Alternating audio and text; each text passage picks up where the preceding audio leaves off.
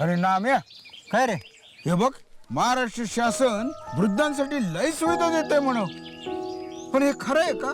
महाराष्ट्र शासनाच्या सामाजिक न्याय व विशेष सहाय्य विभागामार्फत हे वृद्धाश्रम चालवले जातात. 60 वर्षावरील पुरुष आणि 55 वर्षावरील महिला यांना इथे प्रवेश मिळतो. आणि खर्च आपल्यासारख्यांना परवडेल का ते? ज्यांचं उत्पन्न कमी आहे ना त्यांच्यासाठी मोफत सुविधा आहेत, आणि ज्यांचं वार्षिक उत्पन्न 12,000 पेक्षा जास्त आहे त्यांच्याकडून फक्त ₹500 दरमहा शुल्क आकारले जातं. भोजन, निवास, औषधोपचार सगळं इथंच.